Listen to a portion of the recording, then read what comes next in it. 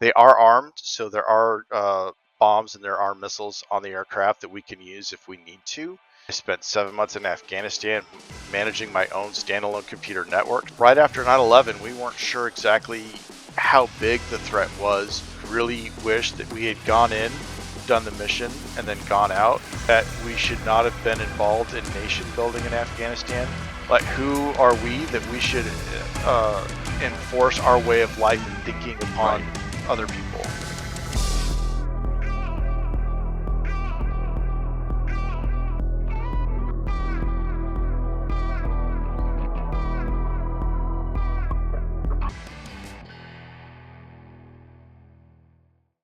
Welcome, I guess first and foremost, welcome to the podcast, and I'm glad you're here. Thank you. Um, but yeah, we were talking a little bit about your military background and your family. Come from a military family, and how did you get started? Because it sounds like your military career has been pretty interesting, and I was just reading what you sent me a little bit about, your experience and what you went through to you go through the whole process of being in the military and serving.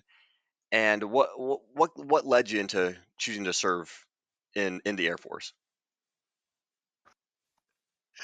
So great question, and thank you for having me. This is my first ever podcast, so that's pretty cool. But way back in the day, 96-ish, um, I had no job, no income, bills to pay, and the military was a great option as far as, oh, it's a job and it has bills to pay or can pay the bills. So really, it was just life circumstances. I had gone through a year of college. I was living on my own, and it was very expensive to try to go to school and try to work to make a living and do all that kind of stuff. And then David had offered me, like, I came out to live with him and his then wife and kids. I lived up above the garage, and there was no jobs. If you don't remember, back in '96, there were no jobs. At least not that I was qualified for, and I wasn't highly qualified to do a whole lot of Right. anything.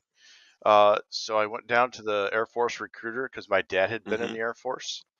And in spite of the fact that I told myself I would never join the military, I joined the military. So it was really like, if you join the Air Force, they have this thing that's called Open General, and everybody in the military will tell you don't do that because it's like, yes, you're here and you get whatever jobs the Air Force has open at the time. So you don't even get to pick a job, or you don't pick one, I should say. You just come in, you're like, I need the money. Right. And so that's how I ended up being an A-10 crew chief or A-10 maintenance guy. And from there, I hated that job like with a passion. I didn't mind being a mechanic. I am not really cut out for the maintenance lifestyle, if you will. It's What not did my cup of tea. what did that So I entail? cross trained. Like what Go ahead. what did that entail, the maintenance, that So position? Sure. So, first of all, you are a mechanic. You're actually fixing the airplane. So, you're Mm. taking off panels, you're managing the maintenance that goes onto it. So, if I don't do it for exactly, I wasn't a avionics specialist. Oh, I see. So, I would call the avionics specialist out to come fix that particular portion of the airplane, or I would call somebody else out to fix different aspects of it. So, there's life support, there's avionics, there's weapons, there's fuels guys, there's all kinds of different systems on the aircraft.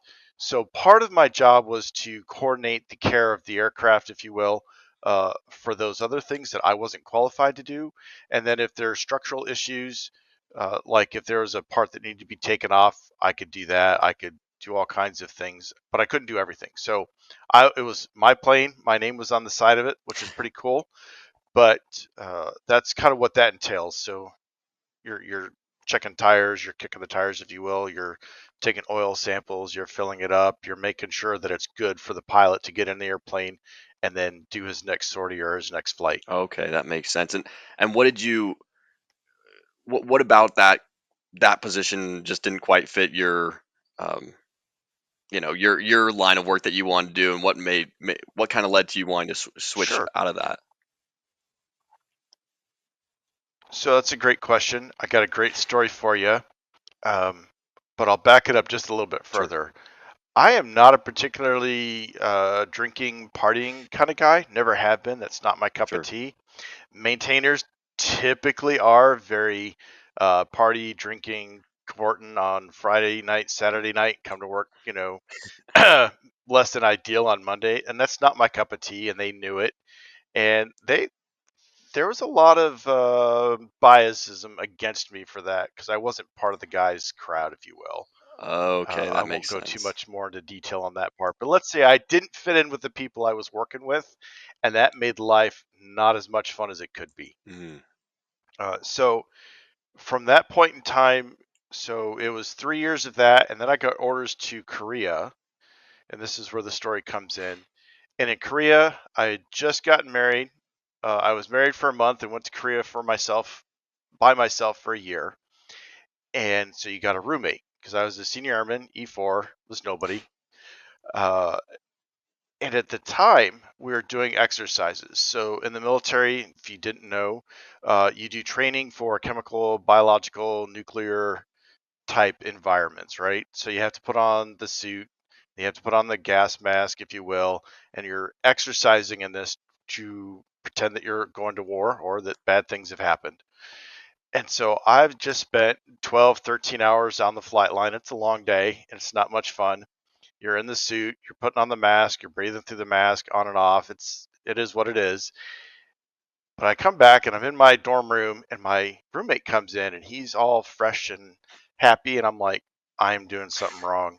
Because there's this guy and he's been working a 12-hour shift and he's happy and smiling and he's not been sweating and I have been. So I'm like, what do you do? How do I get that job? And like the next day after the exercise was over or the couple days later, I went down to the people that allow you to cross train and I said, hey, I'd like this job. And they're like, okay, so how long you been in? 30, I think it was 35 months or just shy of 3 years or just over. And they're like, yeah, you could cross train. Here's a list of jobs to pick from.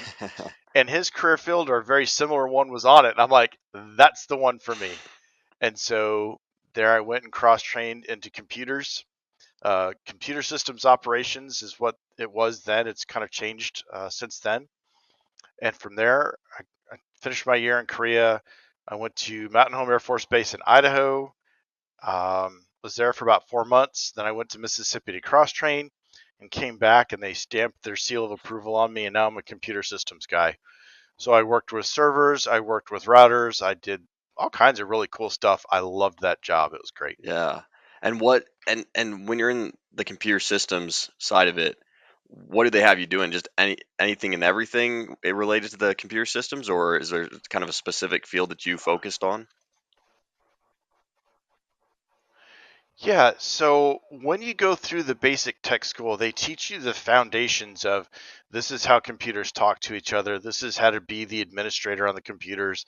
It's how to build accounts, how to manage the accounts. It's how to like troubleshoot computer software, how to make sure that all of that stuff is going.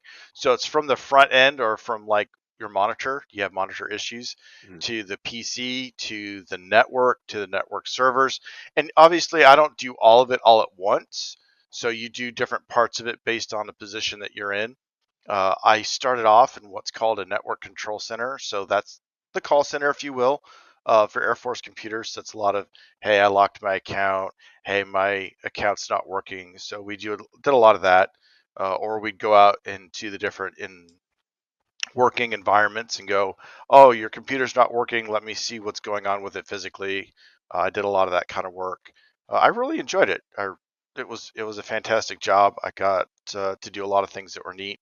I did a deployment right after 9/11 doing that. I spent 7 months in Afghanistan managing my own standalone computer network, so that was really cool. Uh, I really enjoyed the job. Yeah. Well, what was that experience like after 9/11, going and deploying into Afghanistan and doing, kind of what you just mentioned there? What was that experience like? So I loved the job and I loved what I was doing. It was even better that there was a lot of national support for us at the time.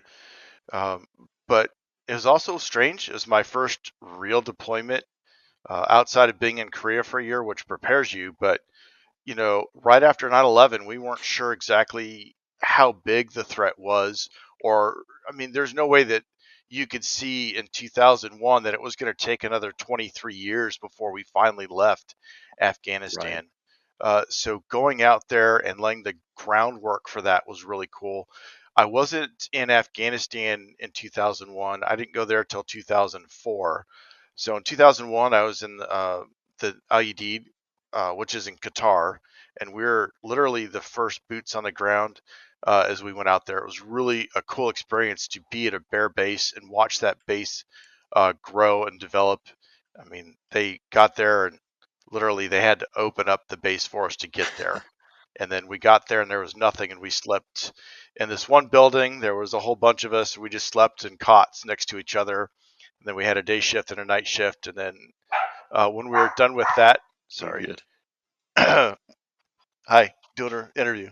Um, sorry, when we were done with that, we'd go build the tents that we were going to then live in. So it was, 16-hour days and a lot of work. But again, I really got to craft my own skills as a computer technician, whether it was trying to work networking or if it was computer problems. It was great. I loved it. It was a great So experience. you were really, at least in that situation, you're really kind of setting up the whole base's network and computer system.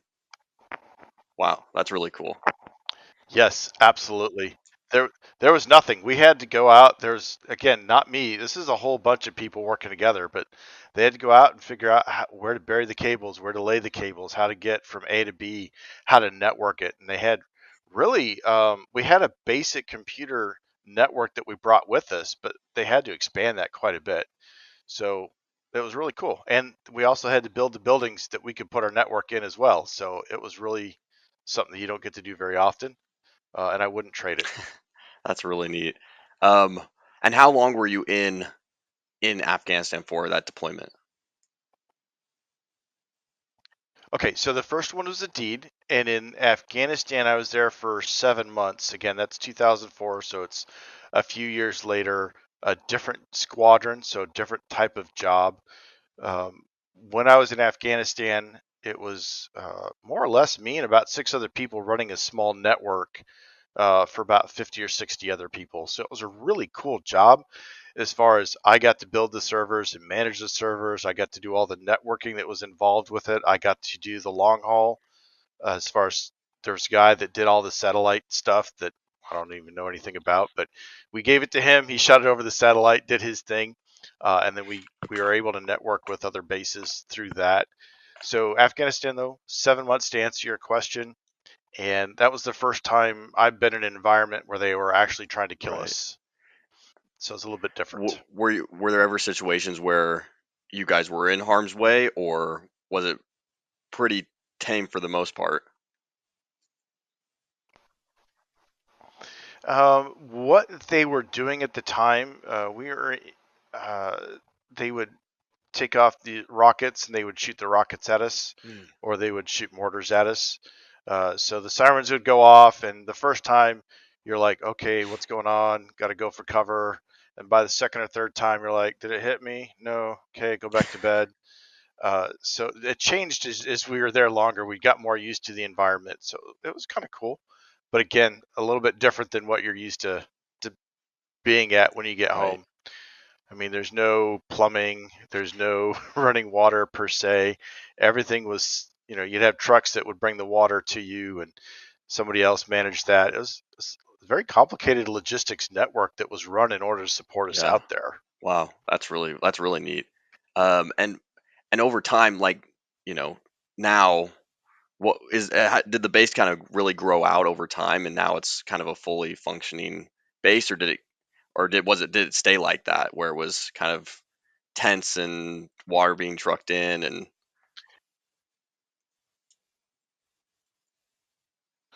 I think, well, the water was trucked from one side of the base to the other side of the base, so they had some wells that they could get the water from. And it definitely grew from when I was there in 2004 before we shut it down. It was definitely a lot of growth. Just like if you went back to the base that I went to that was initially just what's it like Camp Snoopy, then Camp Andy, and now it's the Deed. Anyway, so yeah, there's definitely a lot of growth in both of those bases as they became very big logistical hubs for the military and their Okay. operations. So it definitely grew. It like builds out, and then once they change locations, it kind of shuts down again. Okay, that makes sense. And what like Yeah, I yeah. mean, it's good, Oh no, no, you're good. Go ahead. good. I was just going to say that it was a lot bigger than the Fort operating bases. This was a bigger base than that, so we were really not in the same level of threat at those guys. Those guys get a huge salute for being out there on the front lines. We're definitely more backline support than the frontline guys. Oh, gotcha. Okay, that makes sense. So it's there's like there's different hubs and bases that were around, and you guys were kind of more of a central hub. Okay, that makes sense. That makes Yeah, sense. yeah. So what? Because obviously now you your career you went from computer systems, then I know you mentioned flying drones was kind of the more recent part of your career, and now you're doing training. So what led into doing that? Because that's kind of a obviously it sounds like it's very technical, but that's kind of a completely different line of work, I would assume. Yeah, so it's kind of funny. When I was in Afghanistan, I was able to reenlist, which was awesome. They gave me a huge bonus to reenlist. And then as soon as I got home, or very shortly thereafter, um, I let me see, I'm trying to get the right order. So I got home. I was tired of deploying, so I had done deployments to uh, Afghanistan. I'd done 6 months out in the field somewhere doing other stuff that I won't talk about. And they were going to send us back out to Iraq again, like 3 months after I got home. And I said, I think I've had enough deployments. My wife said, yeah, I think you've had enough deployments, at least for now. So I went over to uh, Keesler Air Force Base, which is in Mississippi, where I taught the fundamentals. So that class that I went back through in 2000 or 2001, I was now teaching that class. So that was a really cool. That was really really cool. I liked it. But then Hurricane Katrina came through, and my wife was pregnant with our second son. And after Katrina went through, there was no place really to take care of my wife, and so the military sent us on to another base, to Ellsworth Air Force Base, which is in South Dakota. And when I got there a few months later, they said, "Congratulations, you need to find a new job because we have too many computer people." Mm. So I said, "I will pick a new job. Anytime you can pick a job over what the Air Force thinks you should do is good." So I initially picked imagery analyst, which is where you look at satellite pictures or satellite imagery. Don't say pictures to an imagery analyst; they don't like that. It's not a picture. Um, so I did that, and that was 6 months of training. And then they said, "Here you go. You're going to go to Indian Springs, or as it's known now, Creech Air Force Base, and you're going to be a sensor operator on one of the drones." And I had no idea what that entailed, no idea what that was. I didn't even know where Creech was at the time. I had no idea what I was getting into. So that was 2007, and I showed up to be a sensor operator at Creech Air Force Base. Mm. Wow. And is a sensor operator, is that someone who operates the drones? Is that someone what is that position? So there's a pilot that flies the aircraft, and then I'm in the right seat and I do the camera work for the I aircraft. see. Okay. So whatever we happen to go looking at that day, I'm the one that's looking at the ground, looking at whatever's going on in the field. So that's my job, was to do that. Oh, very cool. Okay, I didn't know that. It's like there's two different positions when operating the drone. There's a pilot and then there's someone operating the camera Yep, as well. Give me 1 second. I need to make sure this computer doesn't die on me, and then yep. we'll just 1 sec. Okay, sorry about that. So welcome back, Matt. Glad to have you here on the program with me. Yes, thank you. Um, but yeah, so that's really cool. I didn't know that there was two positions to that to like operating a drone. What because really drones aren't what are they primarily used for in the military? Because it's kind of a a newer technology, I would assume. What's their primary functions? So the primary function of a drone is ISR, intelligence, surveillance, and reconnaissance. That's what they are initially designed for. And how you got to be careful because when people hear the word drone, there's so many different connotations Right. that come out with that. There's UAVs, which is typically what we call our own aircraft. The MQ-1 is what I flew, and then the MQ-9. And definitely more of a unmanned aircraft than a drone that goes out and does whatever you tell it to do. Remember, there's a pilot controlling it. There's me controlling the cameras. There's a little bit difference between those things versus a drone that just does whatever and it goes off by itself. So to me, that's an important distinction. To your viewers, maybe not. Maybe they don't care. But to me, it's a big difference because I For worked sure. with them for so many years. And then your question about what we do in the military. So a lot of it is intelligence, surveillance, and reconnaissance. So literally, we're watching, looking out for things. We're trying to find things. They are armed, so there are bombs and there are missiles on the aircraft that we can use if we need to. But those are, if you look into Syria, for example, a lot of action or a lot of combat was done with drones in Syria in those environments. I didn't do anything with that kind of stuff.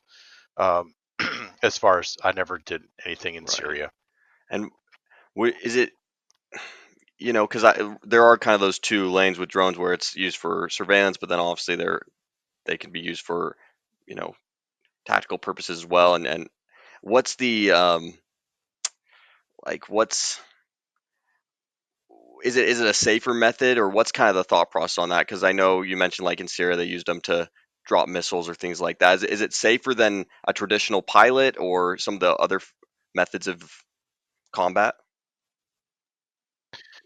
Well, the biggest advantage of one of these aircraft is that it can go up for 16 plus hours, 15, 16 hours without needing fuel to be refueled. And to have that kind of long endurance is Yeah. hugely helpful, right?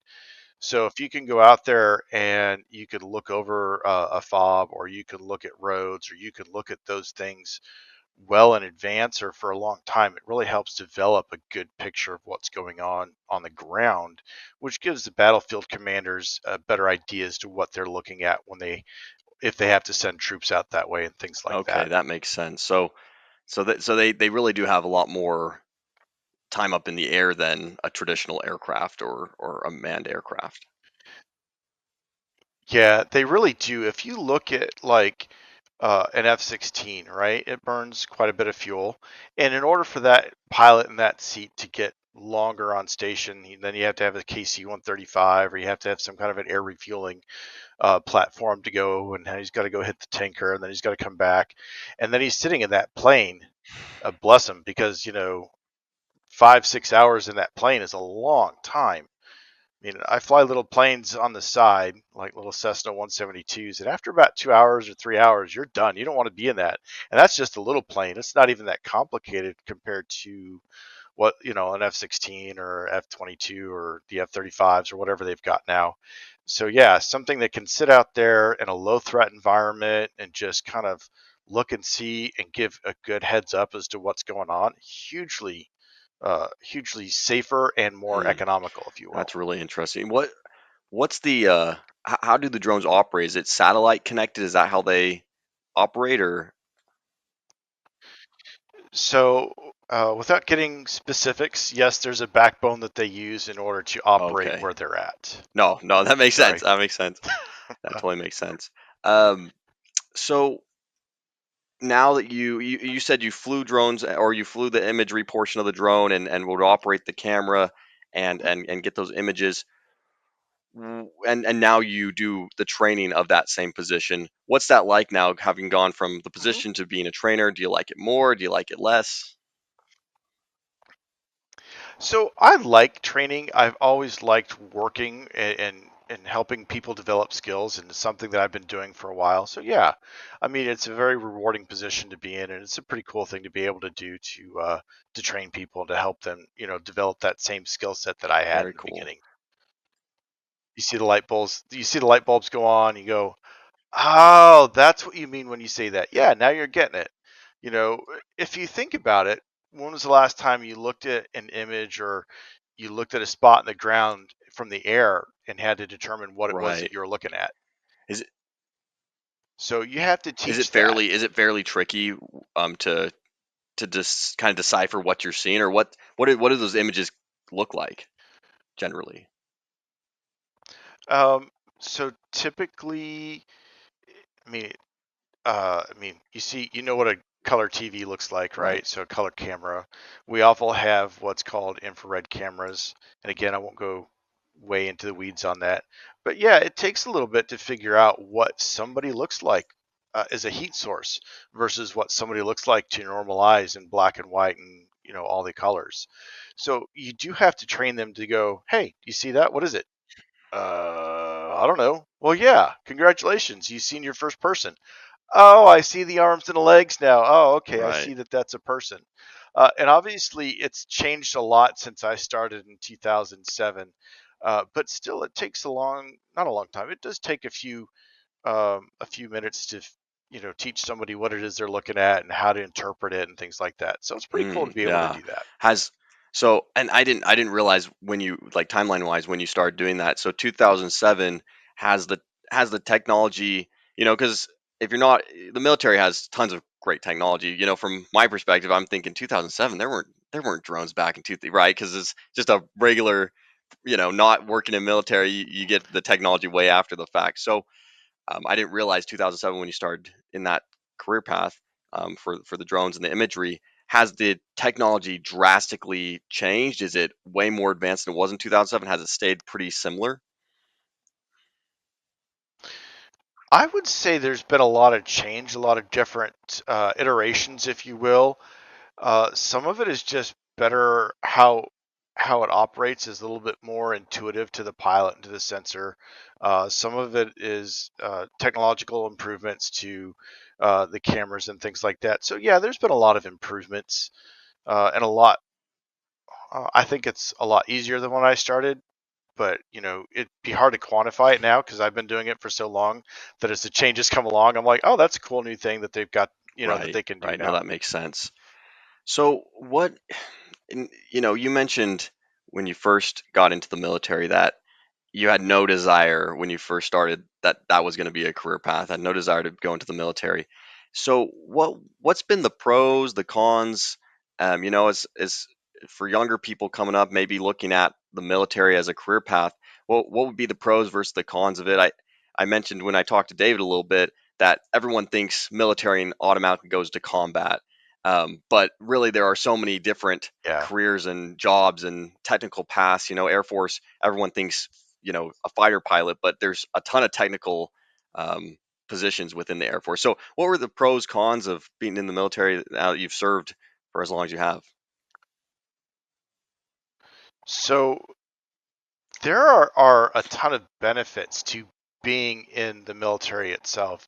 So first of all, they're going to take you out of high school with literally no idea as to how to do a specific job, and they're going to train you how to do it. They're going to pay you, and they're going to pay you while they train you, and then you're going to go and do that, and then so then you're there at your first duty station and you're like, okay, I'm doing my job. Then they've got tuition assistance. So they'll pay you for school. They'll pay you to go to school while you're working and they're paying you to do that. And that doesn't even include the GI Bill, which comes after your first stint. I think it's 4 years. Don't quote me on that. Um, but so then there's the medical benefits, there's dental benefits, there's you start off with 30 days of leave a year in the military, Yeah, which is huge. Um, and if you get sick in the civilian world, like my job now, I have to take sick leave, right? I only get so much of it. In the military, there's no limit as to how much sick leave you have. You get sick and you're in bed for 3 weeks. The military's like, that's nice. We'll see you when you get back. Go have the doctor take care of you. And that's it. You don't have to worry about how long you've been out of work. You don't have to worry about finding a job. You don't have to worry about getting fired. So there's some huge benefits to being in the military. I got my bachelor's degree while I was in the military. I've got 4 associate's degrees while I was in the military. And then if you get your degree and then you want to become an officer, you can do that as well. Plus, like I said, I started out as a crew chief on the A-10, and then I went into computers, and then I went into the whole UAV thing. So there's so many different things that you can do, and it's not incredibly difficult to go in and say, you know what, I think I want to do this. Well, that was a bad idea. I think I want to do that instead. There's some movement, and then as you get out, uh, there's a lot of valuable experience that you get in the military that translates really well into the civilian world, right? So you've developed discipline. You know what it's like to work from 6 a.m. to 4 p.m. if you have to. So there's dedication, there's loyalty, there's a good work ethic. You're honest. There's all these things that the military really prides itself on having in its members that you can go out to the civilian world and say, "Hey, look, I just did 4 years, or I just did 8 years," and they're like, "Oh, well, we know what that means." Not all of them, but a lot. I don't know what the ratio is, but there's just as many that go, you know what, we do want you. We know that you're going to have a good work ethic. We know that you're going to be willing to learn and that you're going to put the effort into it that we need you to have. And I think that that's super important um, when it comes to being in the military and then getting out. Not everybody wants to do 24 years in the military. Not everybody wants to do 6 years in the military. But good, I'm Right. come on in. Do 4 years, get some really cool life experiences, and then take that with you as you Yeah. move on. What's maybe the one of the biggest life lessons? Because you talk about, I think the military is well renowned for kind of building those habits, those disciplines into those who serve. So what were some of those disciplines that you learned, and some of the biggest life lessons? So it might sound silly, but when you go through basic training for the Air Force and for the other services as well, it's the simple things that really start habits, like make your bed every day. Okay, that sounds really dumb, but it's a habit. It's a good thing to start with. And if you can build a habit of making your bed, what else can you build a Right. habit out of? Every day I'm going to study this material. Every day I'm going to go to school. And it builds a habit, which is also self discipline. If I make my bed every day, I have to discipline myself to do that. I don't always like doing that. I don't always want to make my bed in the morning. I don't always want to get up and hang up my laundry and make my closet organized. I don't want to clean my room. But it sounds funny, but it's also serious because discipline matters. Do I play 6 hours of video games today, or do I go and study, or do I go apply for something? Do I go do the next thing that will make me better? You can do both, but you can't do Right. both at the same time. So that core discipline is and I don't want to get on a high soapbox or anything like that, but that discipline internally is so important to everything you do. The military wants you to be disciplined so that when you're facing a frontal assault or when they're shooting at you, that you're going to continue to do your job. You're going to take the proper procedures and do the right actions. And in the civilian world, that discipline means I'm not going to blow off today's project to go get drunk or to go party. I'm going to get the project done, and it's going to be on time, and it's going to be on budget, and that's important. Yeah. Or how many times have you walked into a fast food restaurant and they can barely get their eyes Right. off of their phone? Not looking at your phone is a form of discipline. So that discipline really boils down to a lifelong ability to do what you want to do and what needs to happen versus the easy thing. Like I said, I'd much rather play video games and go to work. But I know that working is important, right? I got to make a living, got to feed my kid, got to take care of the wife, got to houses, cars, tuition. I've got all these other things. I can blow off those responsibilities. I have to pay the consequences for it, but I can go, hey Matt, you know what? I'm gonna fly down and I'm gonna go to Mexico and I'm gonna hang out and I'm gonna have a great old time and Right. blow all my money, right? I can totally do that.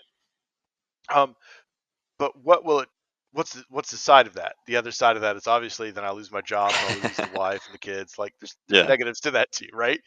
But to be honest, um, it's it that's what the military can bring to I think the people that want to come in, oh, all you've done is play video games. Well, the military will show you why, good and bad. Video games are not the end all be Right. all, right? Go to work, and then you're gonna be like, well, this job sucks. Well, then maybe you can use that as motivation to go do something else. I don't know. There's so many different things that come out of the military that it's hard to quantify or even Yeah. qualify all of it. No, I think that's so key. Like just being able to have people overlook the simplicity of discipline, and it's really not, it's not something. It's hard work, but it's not something some like confusing concept to wrap your head around. It's just being consistent. Yeah, yeah, and I think that that's what a lot of people don't have today, right? In a society where, and don't get me, I'm not all down on society, but in a society where things are very Mm, easy often, if you don't have a lot of difficulties, I'm going to talk about a different word here, yeah. is perspective.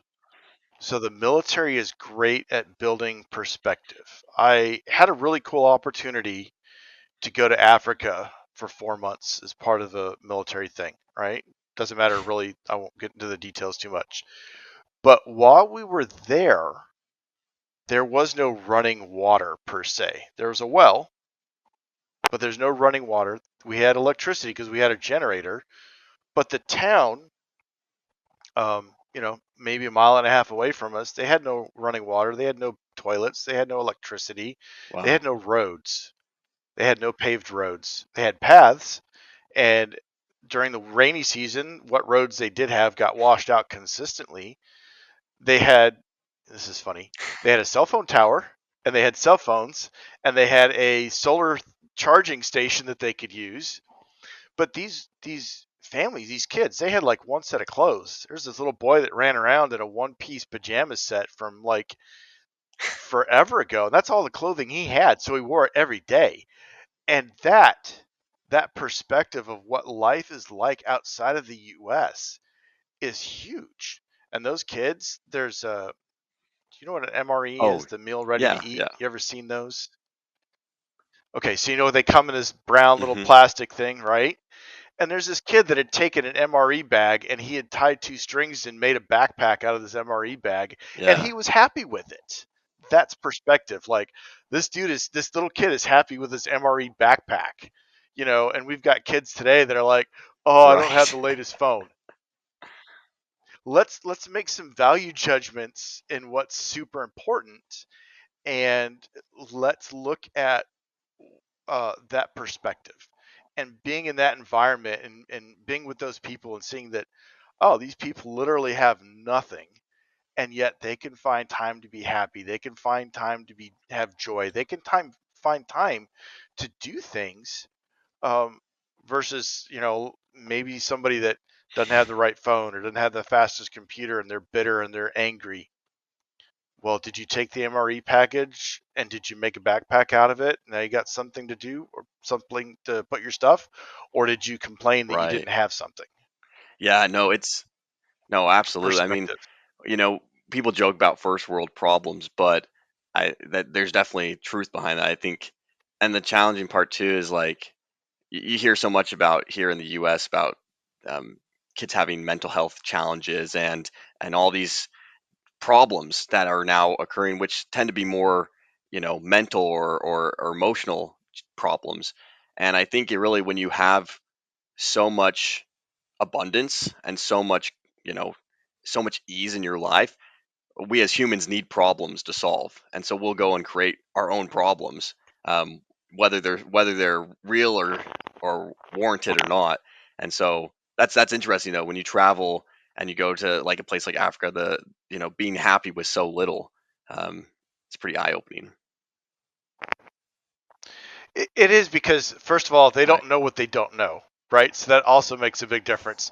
They don't know that the kids in the United States are like playing with computers every day and play video games, and it's the end of the world when they right, lose a computer game. Like, okay.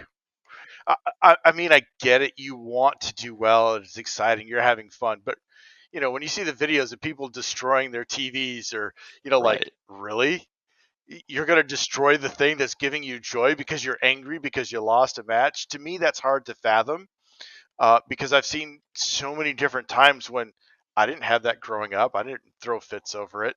Um, and it's just like, yeah, first world problems are first Mhm. world problems.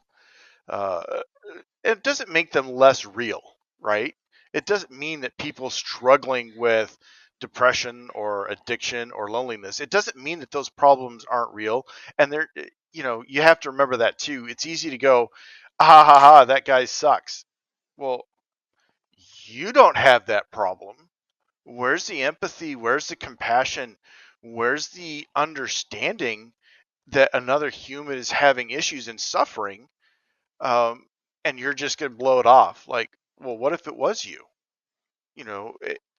How does that work for you, that you can stand high and mighty because you're not having issues Right. today? If you don't have issues today, it doesn't mean you won't have issues tomorrow. And again, I'm not trying to get on a soapbox. I'm just trying to say that, like, perspective is very important. When I grew up and I thought I was having issues, uh, you know, those were little issues. But to me, that's my whole world. So sometimes it's hard to get outside of your own little issue and get the bigger picture. And that's why sometimes, like, if you will, having a mentor, having somebody that's a little older, like myself, oh, hey, dude, yeah, there is more to this picture, and what you're going through is hard, but it's not necessarily the full extent Right. of your whole life.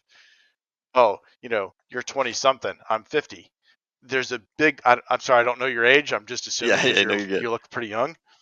Um, but I've seen things that can help you put perspective on what you're dealing with.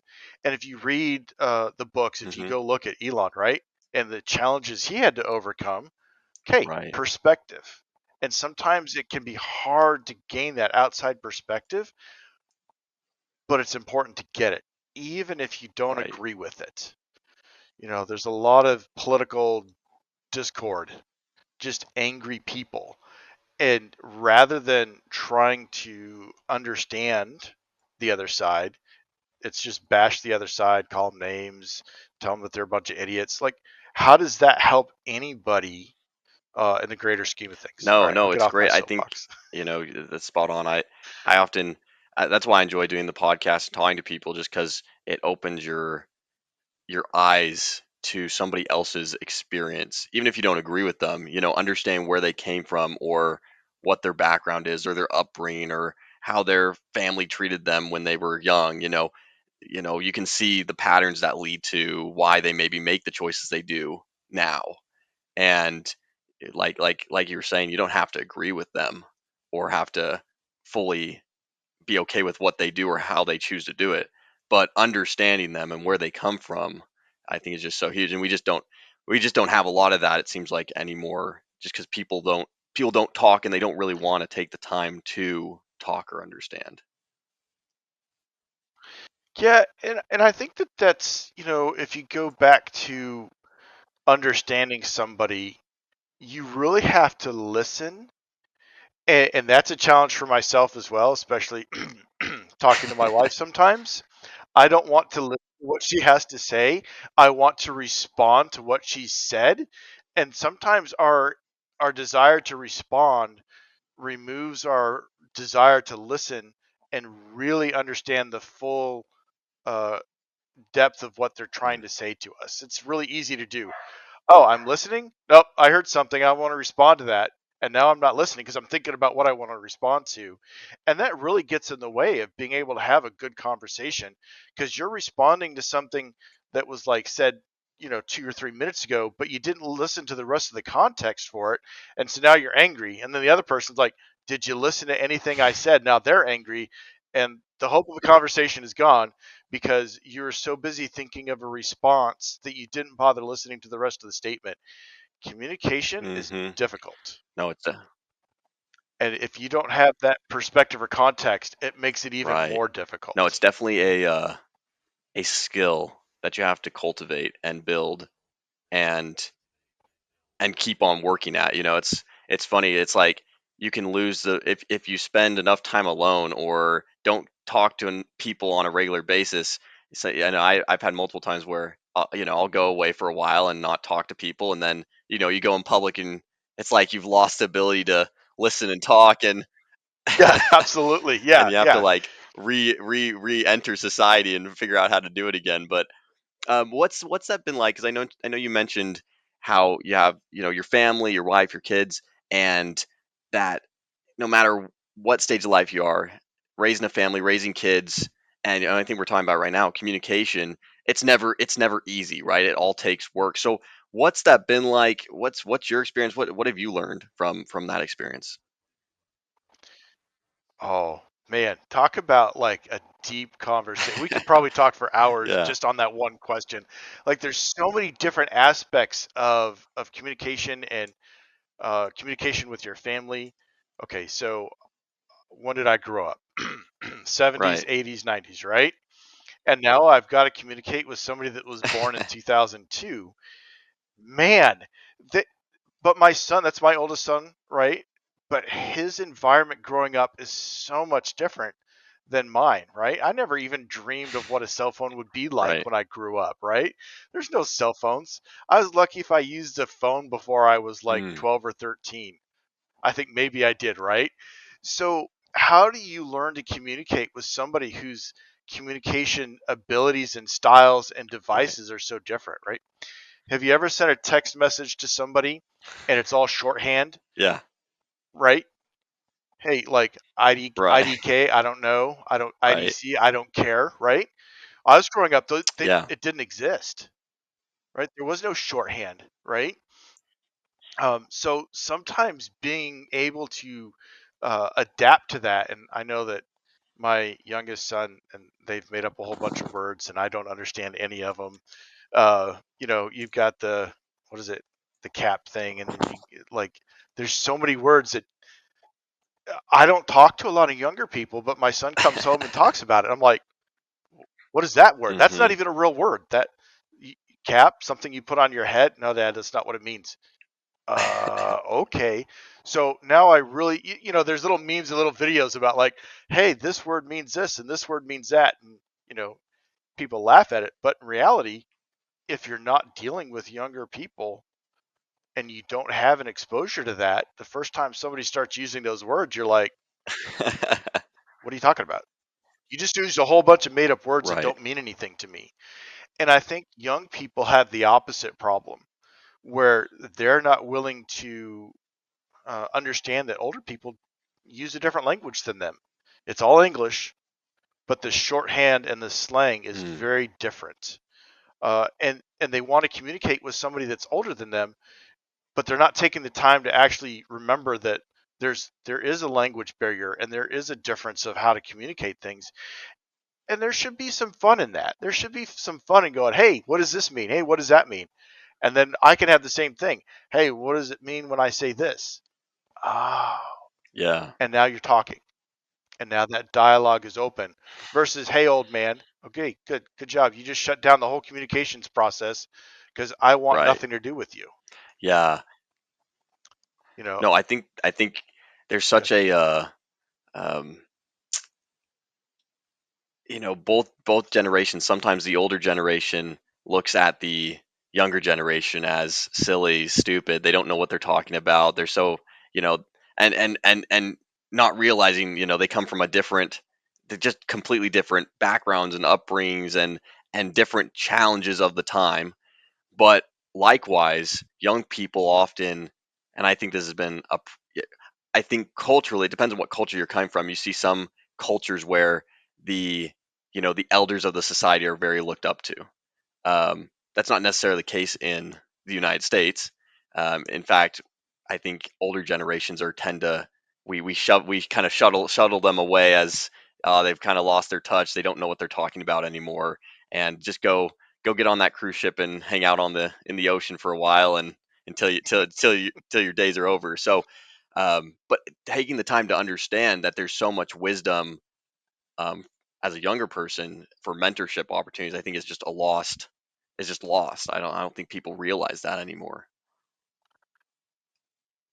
Yeah, I think you're right. Like, I know in the Air Force there's a really strong culture of find a mentor because while you guys, the younger generation, are very tech savvy, right? And I think that there's a lot of people in your generation that don't understand you guys are tech savvy, but all that tech savviness comes because my generation Right. helped build all those things, right? So you're going to be, oh, dad, you don't know how to do this. Okay, you're right. I don't know all the latest features of a smartphone, right? But I don't use them because the day-to-day application isn't been Right. found in my life. If I have my phone and I put it down and I leave it someplace for a few hours, I'm not in a panic over it. Right. It's whatever, right? But my son, if he puts his phone down and he can't find it 15 minutes later, it's now like, where to go, where to go, where to go. And that's very different. So, of course, he's more integrated, more used to what those functions are going to be or how to use it versus, well, I use it, it's convenient, but I know I don't get the functionality out of it that I might have if I spent more time Right. getting to know it. And I think you'll find a pretty good spectrum of all those things. Um, as far as like venerating older generations, I think we have lost that. And I think, like you said, we do push people aside. Hey, there's a cruise ship. I love that because I like cruising, by the way. I love that you use that because it's true. We don't necessarily want to get to know them or listen to the challenges that they had. Who wants to know what it was like programming a computer with Windows 95? Right. Nobody, right? But that's part of the stuff that I did way back in the day. Or, hey, what was it like when it was Windows 95 and Windows X and Windows this and that? Like, oh, well, let me tell you, this is what it was like, Mm. but nobody cares because it's not relevant to the conversation today. But the perspective is still relevant. It's still a challenge. It's still a new technology that had to be integrated and brought into how Mhm. society works, right? So in the 1970 early 80s, right, when I was growing up and I had a computer in the household, I Mhm. was super fortunate. There's a lot of people that didn't have a computer in the household until much, much later. So I remember a TRS 80. We won't talk about how slow it was or its capabilities, but it was good for me to have that early exposure. It really set the scene. But if you look at like the my mom and my dad before that, they didn't Right. have that exposure. So again, why would they use that? It's not their day-to-day life wasn't like that. So gaining perspective can also just be like, well, what was it like? Oh, yeah, it's a good question. My daughter, hey dad, did you have a cell phone when you were a kid? Right. No. She doesn't, that's not a Right. fathomable thing, right? She's 8. What's it like to not have a cell phone? Mhm. She doesn't know. What was it like not to have cable TV or not to have the internet? I don't know. What's it like to have to go find one of these dictionaries or one of these encyclopedias and try to do research in a Right. library? No, just a completely different environment that people are being brought up in. Um, Go ahead. Yeah. Yeah. Oh, I was just going to absolutely agree with you. Like, but at the same time, yeah, there is something to be said with people of my age and my generation embracing technology. I try to keep up with it, right? So being able to figure out how to do something easier, and sometimes I do have to swallow my pride. Hey, would you mind showing me how to do that? You know, I don't necessarily want to have some, 8-year-old show me how to do something, Right. but she does. That's part of that. It goes both ways. I don't necessarily want to do it, and therefore I come across as a grumpy old man because I'm frustrated by some new technology that I should just be able to use or is not intuitive to me because it's intuitive to Right. somebody younger. Yeah, I think there's so much to learn from both sides, and just taking the time to, like you said, gain a perspective on both ends of the spectrum, young and older generations. You can kind of, because I think the other thing too that young people don't appreciate is the power of networking and relationships. And just plain and simple, the younger generations aren't good at personal relationships, aren't good at networking because they don't really have to do a lot of it. There's sure they have social media apps, they connect on that level, but it's not nearly the same. You don't really build the same type of relationship that you would sitting down in a conversation like this, or sitting down and talking in person, or interacting on that level. So um, and older generations have so much more, they know more people, they've talked to more people, they've been around more people just with just sake of time. And I don't think young people necessarily appreciate that aspect, nor take advantage of um, older people wanting to share that wisdom and network and relationships that could really help them. Yeah, I think you're right. There is a lot to be said for developing Mm, interpersonal skills, right? So if you're on TikTok or YouTube or Facebook or Twitter, right? Those are very unpersonal uh, social media right, platforms, right?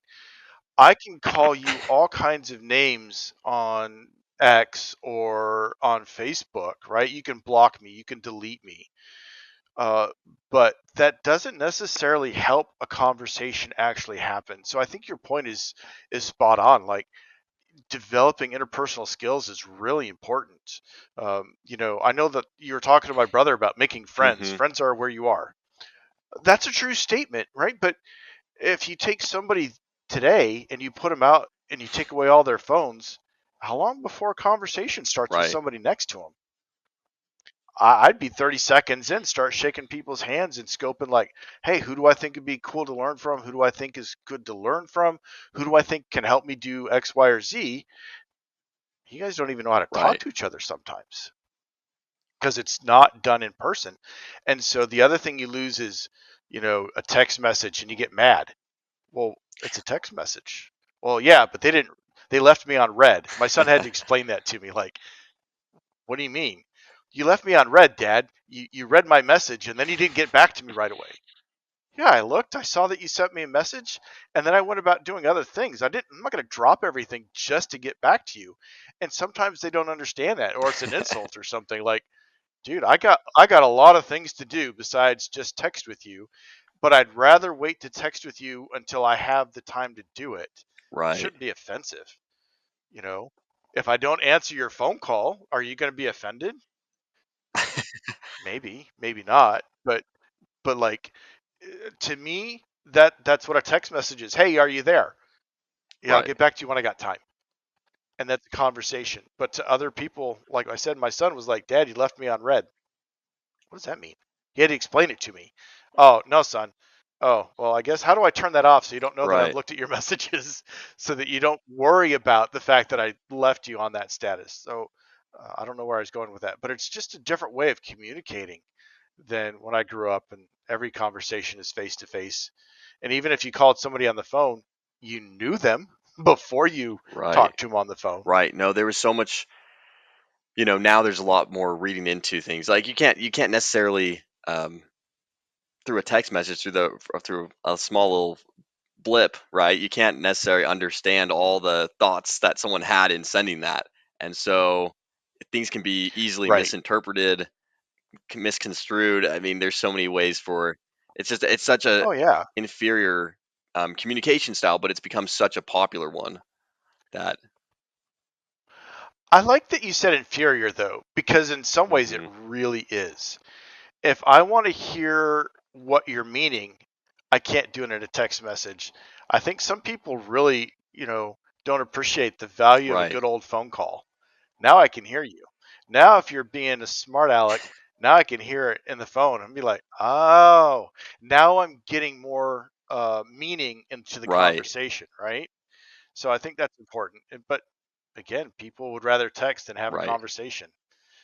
I don't always get it, but I'm older, so that's just me. So what's been So, with like raising your children and trying to what's been some of the biggest lessons? I know we've been talking a little bit about communicating with them, but how do you raise, especially where you've learned these great disciplines from the military, how do you instill those into your children? Because I think a lot of young adults and parents and who are trying to figure it out are sometimes scratch their head going, yeah, I don't know if I'm raising I don't know if I'm raising this kid right. I don't know if I'm doing it doing it well or not. And so what are some things you've learned in that process? oh, again, deep questions. I think the biggest thing, um, one of the biggest things that I've had to learn is that children are just like, they're small, normal people. It sounds stupid, but you have a very different personality And so, what communication method works well with you isn't going to necessarily work with Mm, the next child. And so, you really have to be cognizant of how each one of your children thinks and how they feel. Because if one likes to roughhouse with you and the other one doesn't, what message are you sending to the one that doesn't when you constantly want to right. roughhouse with them? Then they don't want to do anything with you because that's not them, that's not their personality. Or if you have a very outgoing personality and someone has a very laid back personality, they don't care if they spend 6 hours in their room, they don't care if they never see the outside world. Those are very different interactions. You have to be able to um, not flip a switch, but you have to be very aware of how to tailor your approach to them differently. And it's not easy. It is definitely not easy. My daughter and my sons have very different personalities, and so it can be very hard to switch from one to the other. And then you get them and you get their interactions and you have their desires and their needs. Like they want to have dad time, they want to be able to do their thing with dad. Okay, there's only one of me, and there's, two kids at home, three kids sometimes. Um, and my wife, I want to spend time with her too. Like, so I can't. And then, by the way, if you work a 12 and a half hour shift, like you only get a couple hours at the end. So it can be very difficult to manage, like spending time with everybody, communicating in a style that works for everybody. And then there's me and my expectations of, hey, I think when I say something, you should do it. And then when you don't, that makes me mad. And now, how do I get your attention? How do I get you to do what I want you to do? And at what level do I have to uh, let them decide their own consequences? How do I give up control? That's hard for me. Mhm. I want to be in control. I know how to manage something. I can tell you to do this, and if you do it, then I can tell you to do that, and you do it. Then you come back to me with your stuff done. Wow, life is good.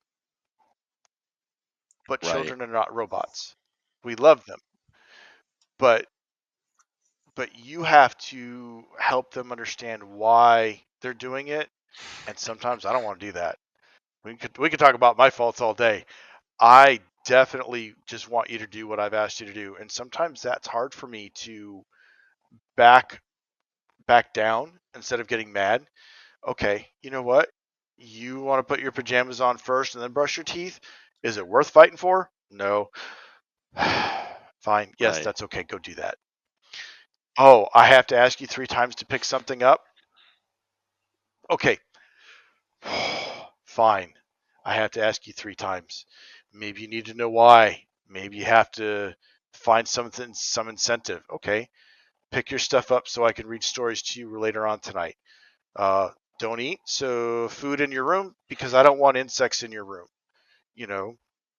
And sometimes you just, is Mm, it worth the battle?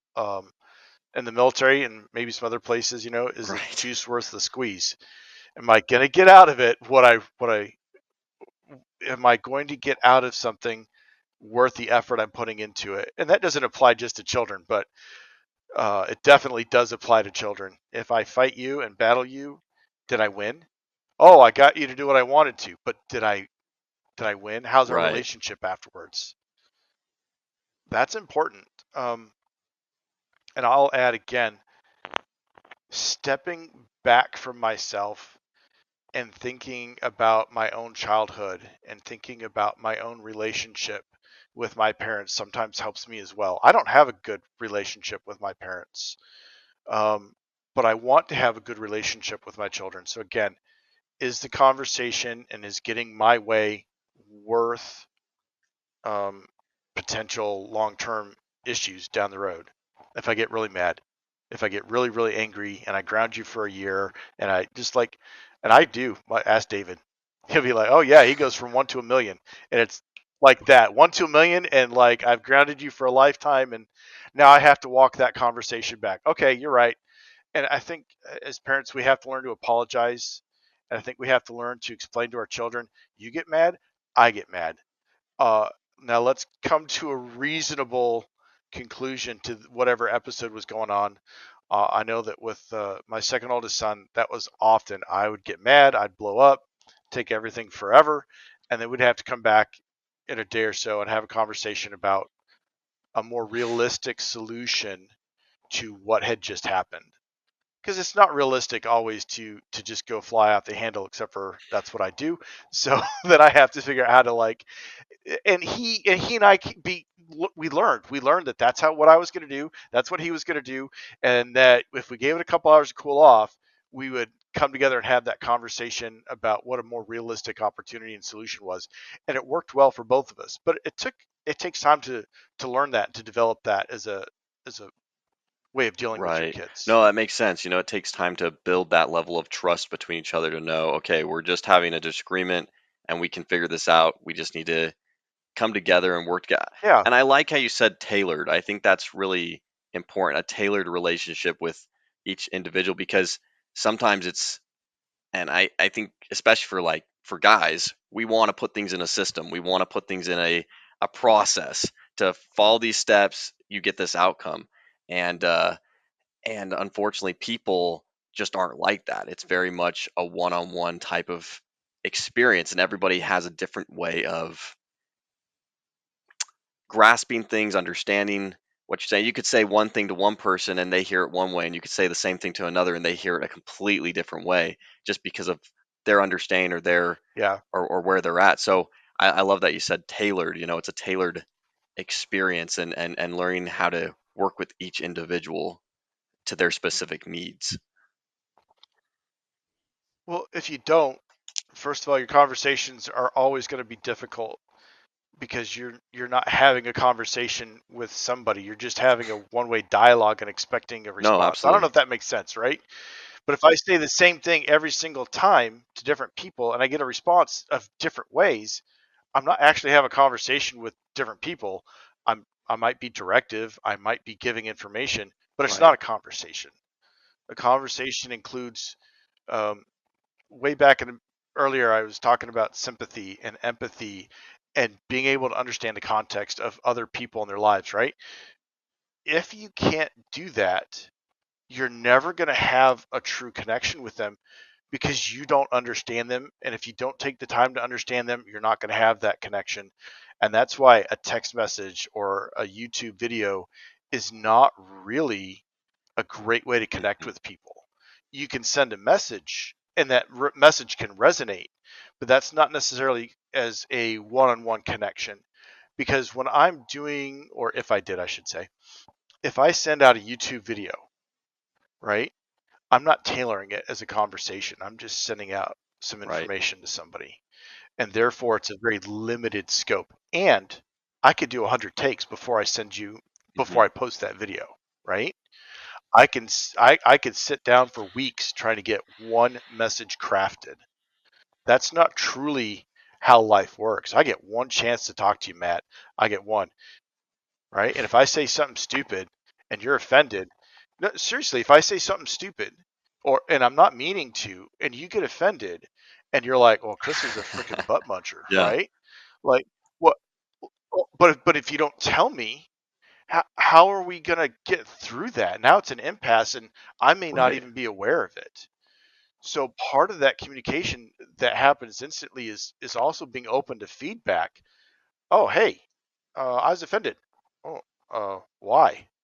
If I don't understand why, then and you don't bother to help me, now we're at an impasse because I'm ignorant of something that you Right. didn't tell me. You know, how in a conversation, how in a, and then you try to make some kind of relationship out of that, and it's not a fair and open relationship with if my kids can't come and say, "Hey, Dad, you really hurt my feelings," without a fear of me going bugger off. Oh, okay. What just happened? I just Right. shut them down. And if I don't address it, now they're going to be like, well, why should I talk to Right. dad? No, I absolutely. I think You it's know? building being consistent over time. Not that you can't make a mistake here or there or or do something like that once in a while. Not that you should, but everyone's going to make a mistake or say something that they didn't mean. But can you then come back and say, "Hey, I'm sorry, that was wrong. I want you to still trust me. I want you to be able to come to me. I just wasn't in a good spot," and explain that to them, and then help them feel like they can come to you, and vice versa, right? Yeah, absolutely. And I think that's fair too, right? If we want to talk about having a fair, excuse me, a fair conversation, like there needs to be that room for people to make mistakes in a conversation and make mistakes in a relationship and, and different levels of mistakes for different levels of Right. relationships, right? If if I say something to my wife that I've been married to for 25 years, I should know where that Right. boundary is, right? Even if I'm super mad, I should know where that boundary is. And that's what Hmm. I'm talking about, right? So, but I should also be big enough to go, wow, I said some not very nice things when I was super mad at you. Like, I'm sorry. Can we work past that? And maybe the deeper question is, well, why did you say those things when you were mad? Where did Right. those things come from? Why did you say those words? Oh, I might be holding some resentment from some future or some past argument or some past conversation, and I never even really thought about it until I blew up at you. So maybe there's some other things that have led to this conversation going the way that it did that perhaps I wasn't cognitively really thinking about, but maybe now we need to go back and address some things. And I think that that's part of the honesty in a conversation is being willing to have some empathy and compassion for people that we're talking with and listening and being able to say, oh, I'm sorry, I didn't think of it that way. Or, you know what, Matt, I really disagree with you. I vehemently disagree with you. But as a Right. person, you're pretty cool. So let's hang out and we'll just agree to disagree. And I think that level of discourse is disappearing from society. And I think it's really sad that we're so willing to be offended and cut somebody off and cut them out of our lives without realizing that people are Right. genuinely good. And because you have disagreements and see things differently doesn't make them a bad person. And I think that's a sad situation when Absolutely. it Yeah, I happens. think there's so much more in today's society pushing us to think we're drastically different than helping us realize that we're so much more similar than different. And and I think it's those open, honest conversations where you can relate and you realize, oh wow, okay, you also went to this same place and had this experience, and oh, so did I, and okay, we do disagree about this, but there's so many things that we have in common, and it's those conversations that happen that you just don't get from a, like you said, posting something on Twitter, calling someone a mean name, and then vanishing from the chat. Just you just don't Right, have those right. same. Oh, I can call you names all day, but what does that build? Like now I'm mad, now you're mad. Like, okay, I don't Right. want to be mad. I'd rather have a good conversation. It's easy to get mad. It's easy to just go, all right, piss off, right? It's easy to do that. It's harder to go, let me really sit back and see if I can listen to your point of view Mm, that I disagree with and at least acknowledge that I understand where you're right. coming from. Oh, okay, I understand. I don't agree, but I do understand where you're coming from. And now, as an individual, as someone that I want to have a relationship with, now at least when I talk to you, I can be like, let's maybe talk about something this, or hey, I can even start it with, I know you're not going to agree with me, but this. And then at least we have a starting point to have a conversation Absolutely. from, right? It, and I think that's important. And again, it doesn't matter if I'm talking to you or my wife or my kids, the conversation back and forth dialogue should be honest and open.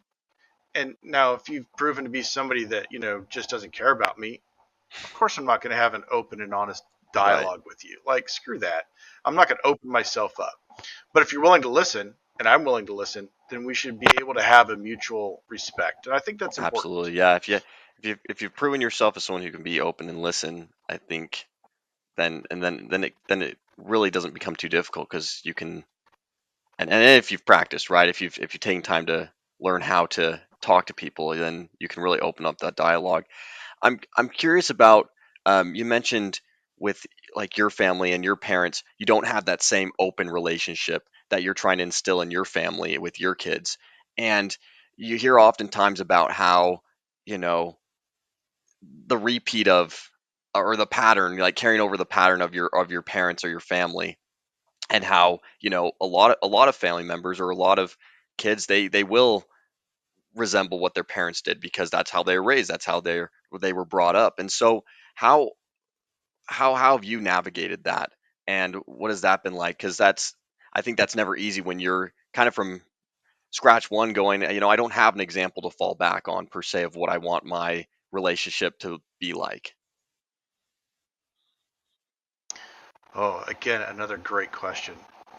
So, first things first, I think we have to be open and honest with ourselves about what our own childhood experiences were like and when specifically the biggest instances of detriment between a relationship between, like, a father and his son or a father and Mm, his mother were, right? Was there a good building block to start with? Was there anything that truly cemented a relationship that got worn down, or was that relationship never cemented, right? So all those are super important in determining how to be an effective parent, even though I don't think my parents were. And the second thing is to seek and look for outside resources that can help you, or in this case, help me, to learn how to communicate, right? Learning, like you said earlier, learning to communicate is not an easy one and done process. It's a yeah, lifetime of learning. Um, and there are a lot of good books that can help you understand who you are. They can help you understand who you are as a result of the childhood that you had, and how to then navigate, if you will, your way forward, right? So I know my wife has been a huge help in just helping me to understand who I am and helping me to understand how I behave and what she doesn't like about how I behave. Okay, so I can listen to that.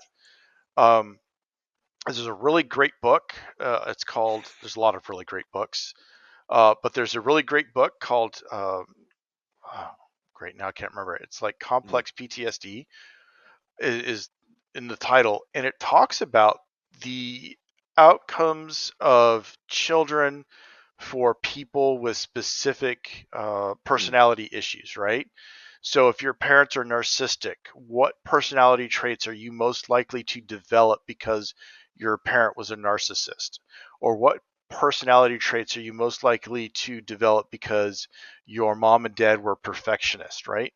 And being able to see somebody that's written about other people with those experiences, and you go, aha, right. that's me. And then you could go, that's not only me, but man, that's exactly me. That's exactly my personality type. Oh, somebody's already done some work to figure out how somebody with my personality type can navigate communication Yeah, with their family or overcome issues within their own selves to become a better person and more navigate communications with their family. Well, that makes right. life a little bit better. It doesn't make it necessarily easy, but it definitely means that you can go, oh, I'm understanding myself a little bit better. Oh, I'm understanding why I am the way I am a little bit better. And now maybe I can um, modify my own behaviors so I'm not that bad. I don't always win. Trust me. Sometimes I'm just angry. But sometimes I can step back, take a deep breath, and go, okay, let's move on with whatever the issue is I'm trying to deal with. And I think that that's important. There's also great books about relationships. How do women think? How do men think? Oh, that, I mean, there's this book that my wife and I read together. We went to a couples retreat. It was awesome. And by the way, the military put it on and paid for the whole of it. So we got 3 days in a hotel and we got couples therapy in a Oh group wow. session. It was great. And there was a book, and and my wife looks at me. She goes, "That's exactly what you do." I went, "What do you mean?" She's like, "You're always trying to fix things. That's what I'm supposed to do. You brought me a problem, I fix it." And then the chaplain that was hosting it was like, "No, no, no, no, no, no. She brings you problems so that you can listen to the problems. She needs somebody to listen and understand she Mm, has a problem. If she wants a problem fixed or solved, she'll then ask you how to fix it. But if you hear the problem and say, here's the solution, go away, you've just lost a huge opportunity to have a conversation with your wife who really wants moral support, empathy, and wants to be heard. And so, again, my wife was like, "That's you." And I'm like, "Well, yeah, of course Yeah. it's me. I'm a guy. We fix things." I think again, the pastor's over there going, "Hey, maybe now you don't need to fix it. Maybe now you shut up Yeah. and listen."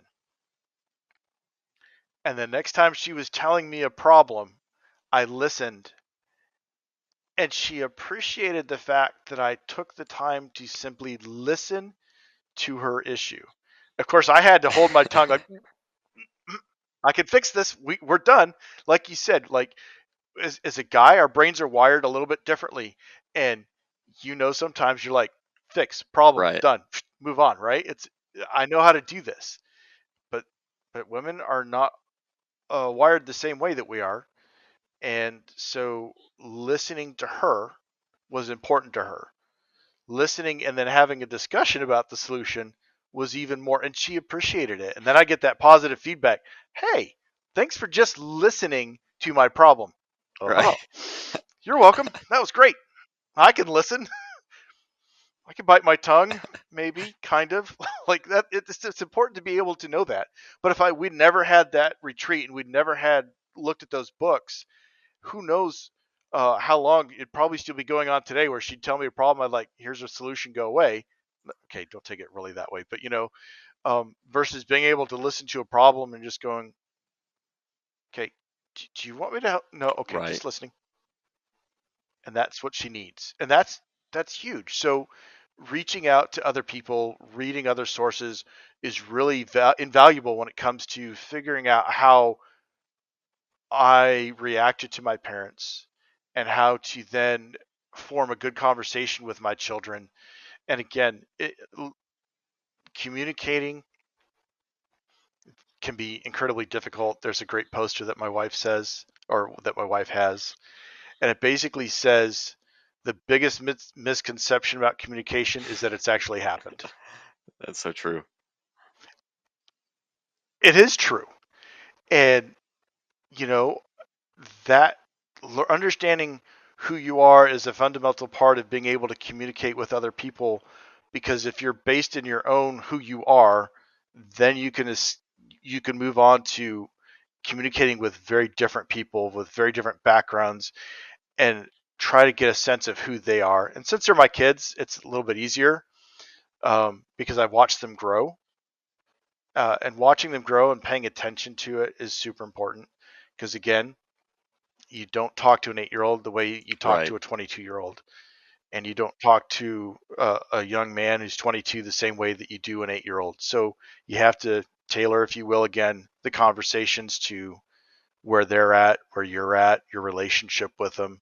All those are very important. And I think it's resources that my parents didn't necessarily have. So I'm not going to blame them per se, uh, but I think that the more availability we have, then we should avail ourselves of those things, because you'll get more out of learning a self-help or a uh, I don't know, getting better tool. That's going to pay you more dividends Right. than any video game, and it probably takes a lot less longer. Absolutely. Yeah, I think it's, and kind of going back to your point too, it's perspective, right? Taking the time to, if you can look at your, I was asking my parents just the other day, my dad specifically, I was asking him about, um, my mom's upbringing and how she was raised, and just because I wanted to understand, some of the things that she does and the way she interacts, and the way she communicates, and by understanding that background, it was like, okay, I understand that, she didn't necessarily have the same things that I'm getting growing up, and that can be eye opening as well. And but it's cool how listening is such a, I think we've been touching on this throughout the conversation, is really a practice of humility in a lot of ways, and just being able to go, okay, I'm going to take myself completely out of the equation here and not make it about what am I feeling, what am I thinking now, what are my emotions, and put it on, okay, what are they saying, what are they thinking, where are they coming from. And so it really is a humbling, listening is really a humbling experience if you're if you're trying to really truly listen, because you have to in some ways you have to completely take yourself out of the equation, and that can be tough just in general. Could be very tough, and I think you're right though. Um, but if you don't practice developing those skills of empathy and compassion, and you can't move past that, how do you really ever connect Right. with another person?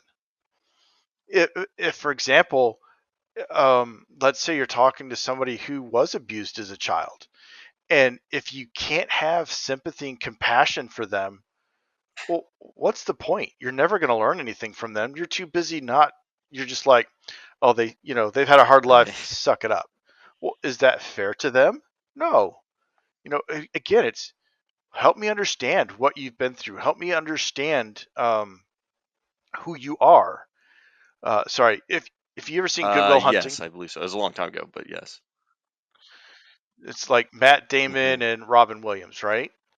There's a scene where Matt Damon and I don't know the actress's name, but they're having this intense conversation where he's like, you don't want to know where my scars came from. You don't want to know why I am." And she's like, "Yes, I do. Yes, I do." But for him, he's never had someone to open up to, and he's never had somebody that's been empathetic to his background. And so you can just feel the emotional tension, and that's the same thing, right? If you can't be in her position where she's like, "No, I love you. Of course I want to know what your background is. I do want to know what makes you you. I do want to know about all the pain and suffering you've had." And in doing that, she draws him closer to her, right? So if you want to have a conversation and you want to have a relationship, you do, just like you were just saying, you have to be willing to step outside of your own Mm, ego for just a minute and have that conversation. And it's important to do that, because really, what are relationships about? That's the right. deeper question, right? What do you establish a relationship for? And it should be for, you know, just building yourself, building them. Like, we're all in Yeah. it together, right? That's what communities are about. And if you can't have a good relationship because you can't get out of your own ego space, sorry, but you're going to live a long, lonely life, and you will never understand why nobody wants to have a Right. relationship with you. I guess we could have a whole separate conversation about today's relationships and expectations and things like that. But the relationships, if they're not built on that solid foundation of understanding and empathy and compassion, Yeah. they don't work.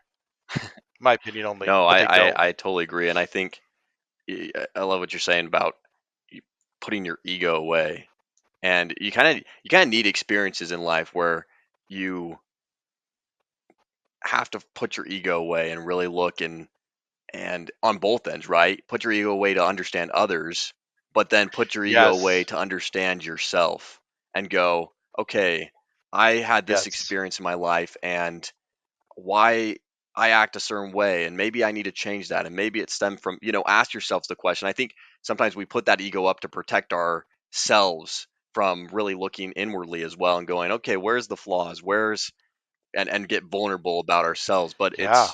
it's really can you put away that ego and challenge yourself a little bit on both ends of the deal, on both ends of the spectrum. I like though how you said that. I like how you said your ego on both ends of the spectrum. That's a great perspective, and it's something I hadn't thought of. So I'll probably think about Yeah. that over the next week or so, because there is more than just your own ego in a conversation, but your ego out of the conversation, and removing your ego and your feelings from things that are Mm. flawed within yourself. Because it takes somebody, uh, it takes effort to go, ooh, I'm going to look and peel back. Ugh. Okay, well, let's you have to be able to do that though if you really want Right. to grow and have a good conversation with somebody. So I love that. That's Yeah. a great No, analogy. I think it's so key on both ends. Um, but are we good on time, or are you getting close to? I just want to make sure we don't get. I've got about another Okay. 15 Perfect. minutes, and then I've got to No, go. I can't be late absolutely. for a dental appointment. You So know how that I do goes. have a question about the military side again. And I'm curious about Sure, go ahead. when, and this is more just from a outside perspective, when life, when especially in the US, when politics are constantly in upheaval, switching from president to president. We just had this big election. What does that do from a military standpoint? Mhm, Is the military highly affected with between administrations? Is it stay pretty consistent? I know obviously executive mhm. branch of government is highly connected to the military, but what's that like the with when it comes to politics and elections, and how does that play an effect in military service? Okay. Um, Man, that's a good question. I think in a lot of ways, the military is going to operate independent of what political factions or political Mm, ideologies in charge. Obviously, there's going to be influences from political ideology, especially lately, the Biden administration putting all the DEI, and you saw a lot more of that. And now Trump has come through and said, "Hey, we're taking that back out." So, although there are definitely influences in how the military itself is seen as a whole, it doesn't change how the military mm, operates, if you will. Like a young man or young woman going to go learn how to be a crew chief or going to learn how to be a medic, the concept of being a medic doesn't change just because there's a different political ideology yeah, in the White House. The scope of what military involvement is may change. For example, you can look at the withdrawal out of Afghanistan. You could even look further back, like the continuation of how long we were right, in Afghanistan. Um, all of those things are based off of political ideologies and and things like that. But for the day to day, our men and women serving in the armed forces are very good at going, this is what we're being asked to do, so therefore we're going to do it. We've answered the nation's call and we're going to serve honorably, and we're going to assume that the people at the top are being responsible for the with the power that they've been mm, given to do that. So I think that there's a lot of really good men and women doing their best in the military on a day-to-day basis, regardless of what political ideologies or what uh, political factions are constantly at war with each other. And I think we work hard to really get along with each other in spite of what may be differences between the left and the right or independents. Like there's a lot of you have to trust the person to the left of right, you in a foxhole. They don't care what you believe, what you don't believe. They want to make sure that you're going to have their back. And I think that's the same thing even in my own job. Like I got to trust the guy or the girl to the left of me that she's doing or he's doing the best job that they can. They have to trust me that I'm doing the best that I can, in spite of whatever political differences might be there. Uh, and in my own experience, we left politics out of it almost mm, 90% of the time. It doesn't, it creeps in. You can't help it. But it doesn't mean that it changes how you do the job. Your policy and your day to day job isn't dictated by what politics are in play at the okay, top. that makes sense. And I guess I've seen that as a really good sign of a well um, a well maintained community or organization is when people can still come together under one singular goal or one purpose and be united under that, which I think obviously the military does a great job with that. From you mentioned like the DEI and the evacuation from Afghanistan. Uh, from just a civilian standpoint, from the outside, we get all the policies and politics and all these opinions from media and politicians for oh, it was perfect, wasn't handled right, it was the worst thing ever, right? um but from someone who's been in the military and has been a part of strategic operations and moving things forward and the system, like the actual inner workings, do you did you find like DEI as an effective a good thing? And same with the withdrawal from Afghanistan. Was it properly managed? Were there some good things about it? Were there some bad things about it? Was it a total mess, like like some people say, or what's a perspective from someone who actually served in military? Okay, so I'll start with the withdrawal of Afghanistan. I'll start with a little bit of my Mhm. own personal opinion. I think that we should not have been involved in nation Mm. building in Afghanistan. I don't. Yeah. Are you familiar with that? I'm not. I really, really wish that we had gone in, done the mission, and then gone out, rather than trying to force American ideologies and Western Yeah. ideologies onto them. Like, who are we that we should enforce our way of life and thinking Right. upon other people? Right? Let them have their own religion, way of thought. Like, I don't. None of that bothers me. Who they are. I just had this conversation actually with my youngest son last night, and he's like, "Oh, we were learning about the 9/11 and the war on terror, and those are bad people." I said, "No, the Right. Afghanis are not bad people. There are bad actors in Afghanistan. There are bad actors all around the world, but that doesn't make the people themselves bad, right?" At least that's my view. And you can ask American servicemen that worked with translators that worked with the Afghanis. They are trying to do their best based on their own particular set of issues as well. Um, so I don't think we should have been there. I think we should have gotten out earlier. But I think that the way that the withdrawal was done Mm. was horrendous. Um, if you're going to withdraw from a military operation, do you leave like you did in Vietnam? No, that's pretty messed up, and that's to Right. me what it looked like, right? The fall of Saigon. That's exactly what it looked like. It wasn't this methodical transition from A to B. It was this hurried, just totally botched job. And to me, uh, I'm not in charge, but to me, I think that when the commanders on the ground say, "Hey, we don't have enough people to do this," Yeah. then we should listen to them. And but again, the when the president says go do, your response should be yes, sir, and let him deal with the outcome. And he did, to be honest.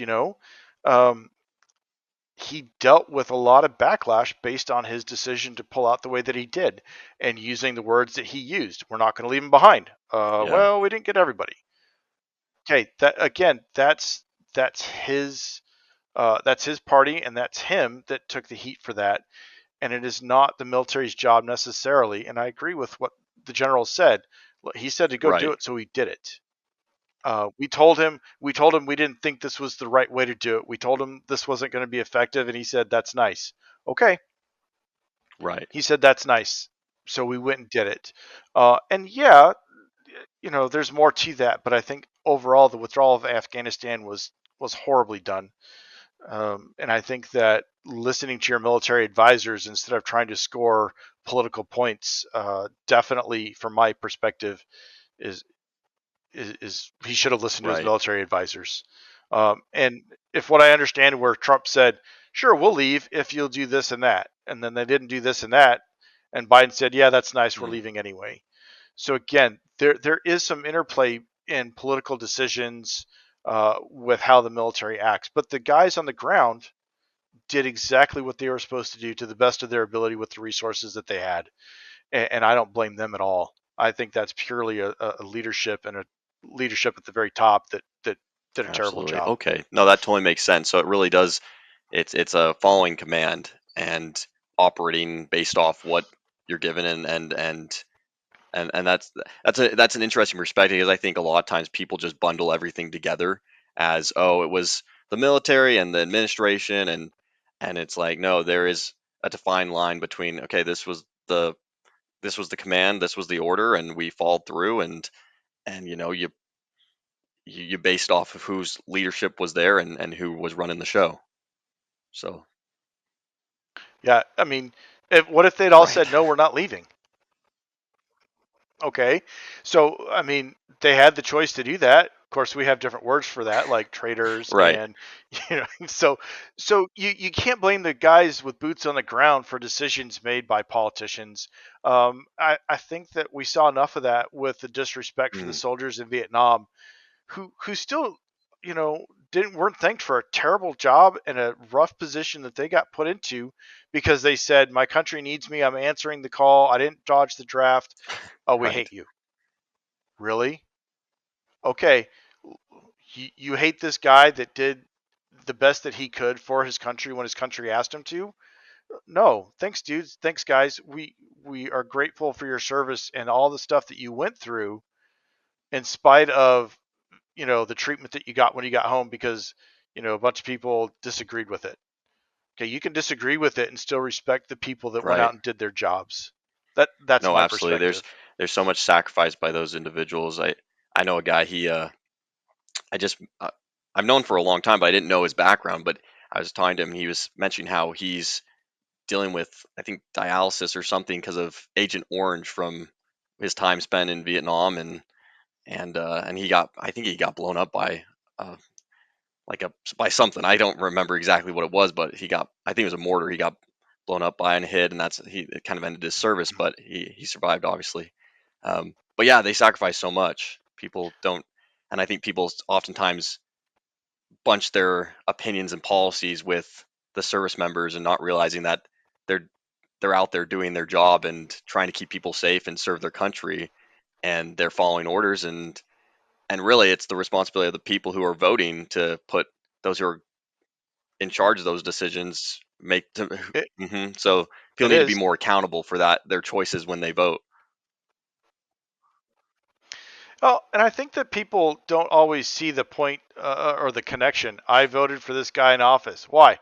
I don't know. I've always voted that way. Okay. Well, did you like that? No. Okay.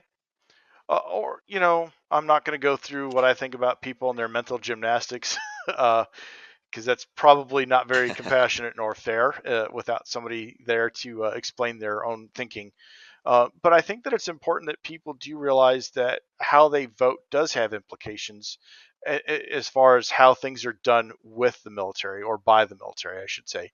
Um, and then your other question, real quick, we've got about Oh, 7 minutes. you're Sorry, I'm running out of time here. You wanted to talk about the DEI good. impacts on the Yeah. military? Trying to be non-biased here. I'm very biased. I think that hmm, without getting myself into too much trouble.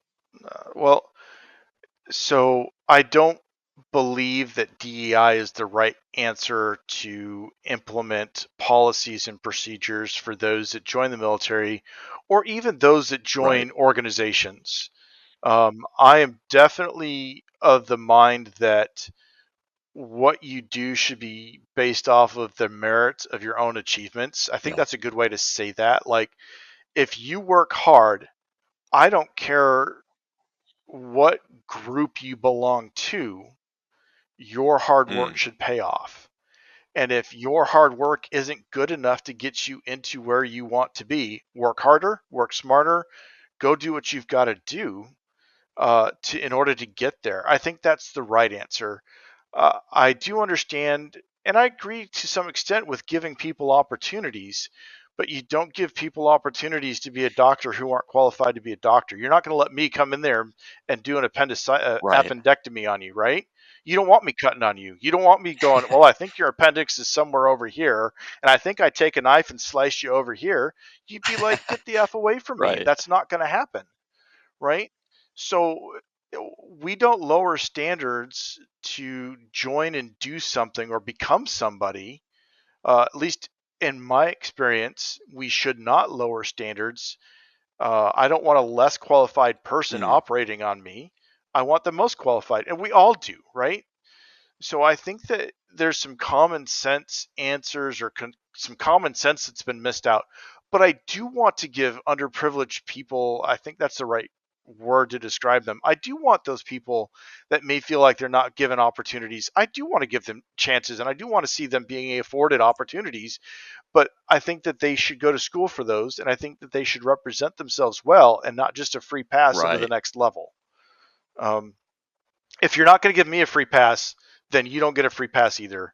I had to work hard to get to where I was when I retired in the military, and it wasn't just given to me. And I don't think it should be given to anybody. I think they should earn it. I think there's so much emphasis on things like race and diversity and inclusion that we've forgotten the real thing that has made this country what it is people working hard, getting the job done, and working to find opportunities to get there.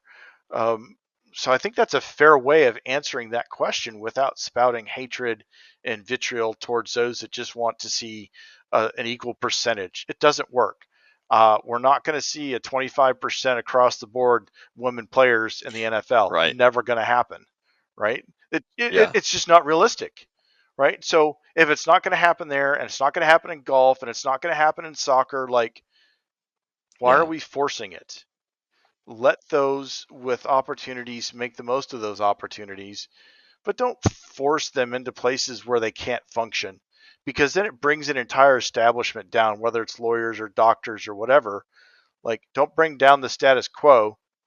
Bring the people up to the Right. standard. No, I absolutely agree. I think it's such a, and this is one of those such a people problem, trying to figure out how to balance something like that, and it's like people have made it way more about people and identity than about just work hard, show up, be there, do your best, Right, and your outcome will right, reflect as such. And that's the thing. I think 99% of people want those who are, if you're looked down upon, if you're not getting a fair shot, like everyone wants you to get a fair shot. I don't think anyone's 99% of people I think want that, but to lower a standard or to give someone a free pass, you're taking the experience away from others, and also you're kind of making the experience for that person cheaper as well, right? You're lessening their experience and what they could have gotten out of it.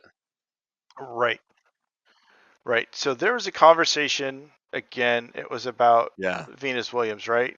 The tennis player, and how absolutely she's at Hmm. the top of her game, right? And I'm gonna probably not do good with names, sorry. And they were talking to another male tennis player. He's like, "Oh yeah, she's probably in the top 700." And the other person was like, "What? What do you mean 700?" He's like, "That's the way it is. We didn't invite her to play with the guys because Right. she wouldn't make it. So I don't think we should be giving opportunities to people that wouldn't make it.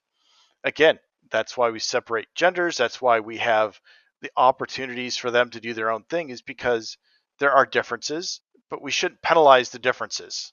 We should just accept that there's differences. And I think their hearts are in the right place, and I understand that, and I can Yeah. appreciate that, right? Um, but just with your heart in the right place doesn't mean that your solution Right. is the right one. Right. No, definitely. You have to find a solution in which it doesn't drastically affect everybody involved, right? You see men, playing women's sports, right? You're going to get someone hurt. You're going to ruin an experience for that woman who did put in the effort, did work hard, because you've got a guy who's got a severe advantage over that individual. But also, like, you want people who genuinely don't have a chance at thriving to also have a chance as well. So it is a delicate issue, but Right. and I think most people's hearts are in the right place, like you said, but it's got to be properly implemented in the right situations. I agree. Do it the right way in the right situation. And then I think if you're going to look at giving people those opportunities, right? So if I give people opportunities based on perceived, oh, I'm trying to get the right words here, perceived inability or Sure. inequality. There you go. Then why aren't we asking why is there an Mm, inequality that's here? interesting. Because the bigger question is, why is there inequality? And is this something that you can educate? Is this something that's cultural? Is this something that can even be fixed? Like, does giving this guy an opportunity to be in this position, does that fix the inequality that we're seeing, that you're saying? If it doesn't fix the inequality, then you're just going to Right. continue to do the same thing. Let's figure out what's causing it and address the root cause. And if that's a social, a cultural, like, let's figure out what that part of it is. And that way you can put your energy into helping all the people, not just the Right. one person, right? Why do I help one dude get into Harvard when there's how many people that of the same persuasion that can't get there? Let's figure out why nobody else can get there and address that as a solution rather than forcing somebody into Harvard that didn't qualify to get there. Why not? How come? What was the default? What was the resource that was needed in order to Right, be able to get absolutely, them there? definitely. It's like one of those don't there's no point in putting a Band-Aid over a bullet hole if there's a serious problem, you need to get down to the real. Correct. Yeah, yeah, you're 100%. Yeah, get the bullet out of there and fix all the damage, and then you can Right, put the band-aid on top. That's a great analogy as far as like what's going on. Oh, this guy's got a cut. No, he's got a bullet in him. No, he's just got a little round hole. No, he's bleeding internally. No, right, no, no. Or the one with the guy or the girl with the nail in her forehead. Hey, you got a nail in your forehead. right. I don't want to hear about it. Okay, my head hurts because you got no. I don't want to hear about it. Like, Yeah, what are we fixing? How are we absolutely. doing it, dude? I'm sorry, but No, I'm I just about out of appreciate it. time It's here. been we've been going for about 2 hours, so it's been great, and I've learned a bunch, and this has just been a fun conversation. So we'll have to do it again sometime. And there's, like you said, there's so many topics we could dive Absolutely. into and go for hours. Oh man, we just like scratched the surface on a whole bunch of this stuff. So, thank you for the opportunity. This has been really cool just to sit down and talk about all kinds of different things. And I look forward to our next session. I'll tell you some more stories, and we can Awesome. go Thanks, from Chris. there. Appreciate you. Thanks, Matt. Take care. See you. Bye. All right. We're done recording. Yes, No. let's see if I can end recording. There we go. See you, Matt. Awesome. Thank you.